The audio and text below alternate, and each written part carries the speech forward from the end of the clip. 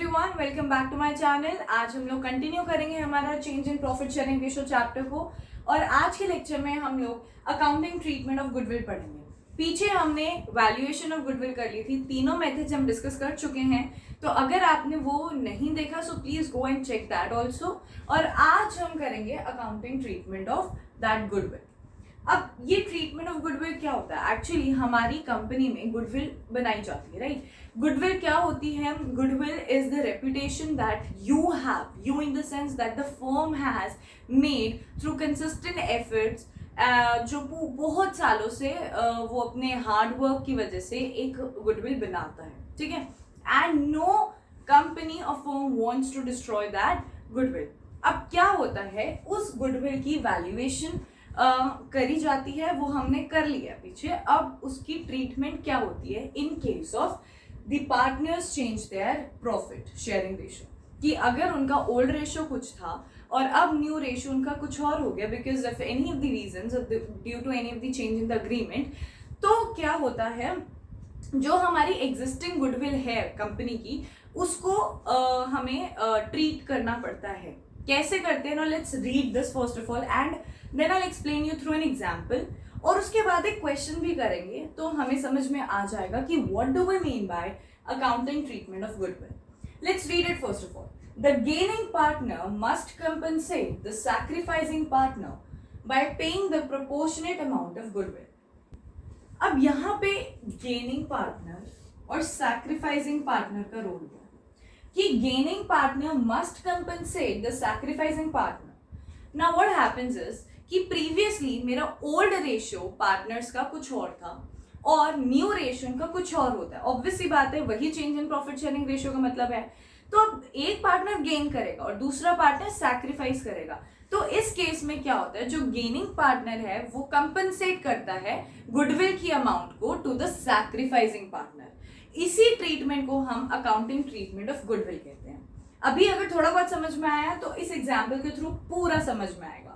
For example, ए और B दो partners थे कंपनी में और उनकी ओल्ड रेशियो 2:3 थी। अब वो चेंज करते हैं अपनी प्रॉफिट शेयरिंग रेशियो और उनकी न्यू प्रॉफिट शेयरिंग रेशियो 3:2 हो जाती है। और उस टाइम गुडविल की वैल्यू कंपनी में 2 लाख रुपीज थी, ठीक है? अब बताओ what is going to be the accounting treatment of goodwill in this case. Obviously दिख रहा है कि एक ने सैक्रिफाइस किया होगा और एक ने गेन किया होगा। अब यहाँ पे जो गेनिंग पार्टनर होगा वो कंपेंसेट करेगा the amount of goodwill to the sacrificing partner. Simple सा फंडा ये है। अब कैसे करेंगे वो देखो। अब ए का ओल्ड रेशियो है 2/5, 2/5 इज द ओल्ड शेयर।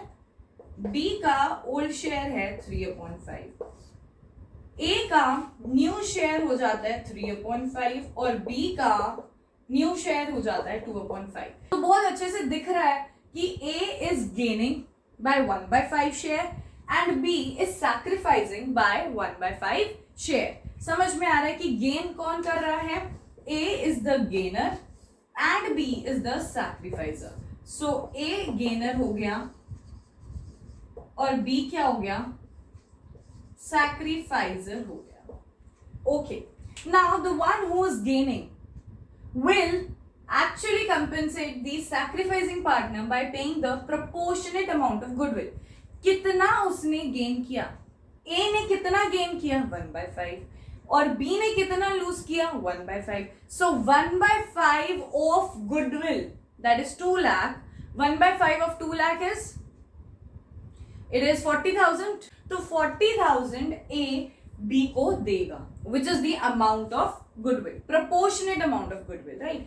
अब जर्नल एंट्री क्या होगी, लेट्स सी। ऑलराइट, तो journal entry in case of treatment of goodwill क्या की जाती है? Gainer account debit to sacrificer account. Sacrificer को क्रेडिट इसलिए किया जाता है क्योंकि सैक्रिफाइजर को अमाउंट मिल रही है, उसको क्रेडिट करते हैं। एंड गेनर अकाउंट को डेबिट इसलिए किया जाता है बिकॉज ही इज गिविंग और he is bearing the loss, right? क्योंकि गेनर अकाउंट दे रहा है पैसा, उसको डेबिट करेंगे और सैक्रिफाइजर अकाउंट को क्रेडिट किया जाता है because sacrificer is going to get the benefit of it. Okay, अब प्रीवियस में हमारा ए जो था वो गेनर था और बी जो था वो सैक्रिफाइजर था। तो अगर बी सैक्रिफाइजर था तो हमें 2 B's कैपिटल करना था अकाउंट और ए जो था वो गेनर था, सो एज कैपिटल अकाउंट करना था डेबिट। और कितने अमाउंट से? Now what is the basic mistake which everybody does is that we write here exactly 2 lakh. जो गुडविल 2 लाख थी ना वो यहीं पर डायरेक्टली 2 लाख लिख देंगे, but no, it's not 2 lakh, it is going to be 40,000 की कितना प्रोपोर्शनेट शेयर है। So 1/5 of 2 lakh was 40,000, so 40,000 amount आएगी। And if you are going to write the value wrong, so आपकी पूरी जर्नल एंट्री गलत हो जाती है, even if you have done this correct. तो amount also matters a lot, so please इस चीज का ध्यान रखना, इस चीज को एक स्टार पॉइंट कर लीजिए।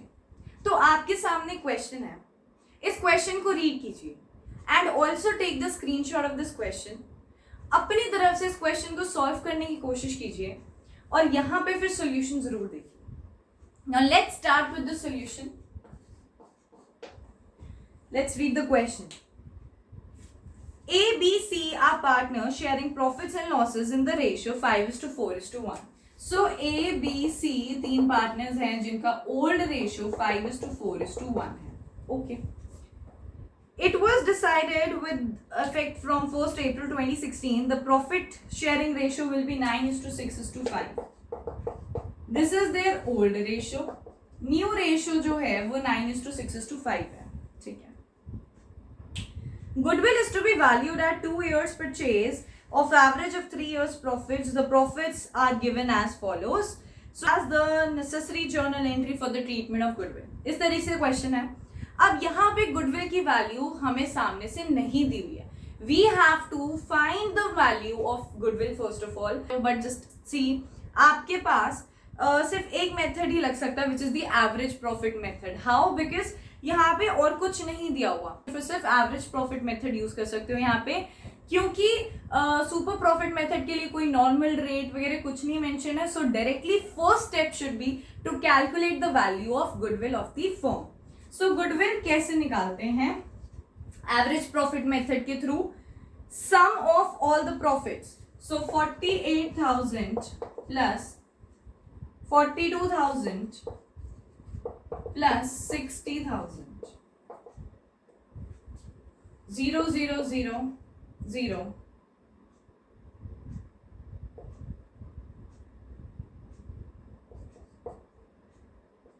so it's 1,50,000. so हमारा सम आता है 1,50,000। कितने इयर्स है? 3 इयर्स है। so divide by 3, 50,000। 50,000 को आगे अब हम मल्टीप्लाई करेंगे into the number of purchase years. Number of purchase years question में मेंशन है 2, तो हमारी गुडविल की वैल्यू 1 लाख आ जाती है। अगर किसी को इसमें डाउट हो रहा है तो प्लीज आप एवरेज प्रॉफिट मेथड वाली वीडियो जरूर देखो, उसमें हमने इसी मेथड को बहुत अच्छे से किया था। ओके, अब यहाँ पे हमने गुडविल की वैल्यू निकाल दी कि फर्म की गुडविल है 1 लाख रुपीज। ऑलराइट, अब हमारा नेक्स्ट स्टेप होना चाहिए to calculate who is the gainer and who is the sacrificer. So अब इसको कैसे करते हैं? ए का 5, 9, 10, बी का 4/10, सी का 1/10। This is their old ratios. A का न्यू रेशियो 9, 11 एंड 20, बी का 6/20 एंड सी का 5/20। ऑलराइट, ऐसे सैक्रिफाइसिंग गेनिंग रेशियो निकालने के लिए डिनोमिनेटर को सेम कर दो। और डिनोमिनेटर को सेम कैसे करते हैं? Take the LCM of these denominator. 10 और 20 का एलसीएम 20 आएगा, सो मल्टीप्लाई इट बाय 2। 2 से मल्टीप्लाई करो तो ये 20 हो गया। 5 into 2 विच इज 10, अगेन ये 20, 4 into 2 8, और ये 2 से मल्टीप्लाई किया सो 2/20। अब यहाँ पे क्लियरली पता चल जाएगा कौन सैक्रिफाइस कर रहा है, कौन गेन कर रहा है।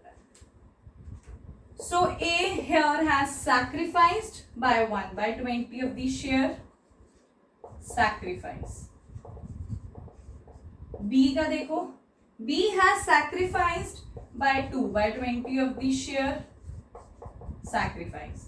C का देखो, C has gained by 3/20 of the share, it is gain. अब बताओ जर्नल एंट्री क्या करोगे? अब journal entry would be the gainer account debit, seize capital account debit to the sacrificers account. To A's capital account to B's capital account. Alright. अब values क्या डालोगे? याद है आपकी गुडविल आई थी 1 लाख रुपीस की. अब डायरेक्टली 1 लाख नहीं लिखना, हमें उसका शेयर, प्रोपोर्शनेट शेयर निकालना है. 1/20 of 1 lakh, 3/20 of 1 lakh and 2/20 of 1 lakh. ये अमाउंट्स जाएंगी. अब सी में देखो 3/20 of 1 lakh करोगे, which is going to be 5000 by 15,000. So यहाँ पे आ जाएगा 15,000 अमाउंट. अब करो ए का 1/20 of 1 lakh, which is going to be 5,000. And next is B. B is a capital account में 2/20 of 1 lakh, which is going to be 10,000. और यहाँ पे नरेशन लिख देना. That's it. So this was the accounting treatment of goodwill. So I hope आपको आज का lecture समझ में आ गया. अपनी तरफ से 1-2 क्वेश्चन प्रैक्टिस कर लीजिए. एंड अगर आपको कुछ भी डाउट आता है, so please ask me in the comment section. I will be there to answer you. और अगर आपको आज का लेक्चर पसंद आता है, so please like it, share it with your friends, and do subscribe my channel and also click the bell icon. Take care and bye bye.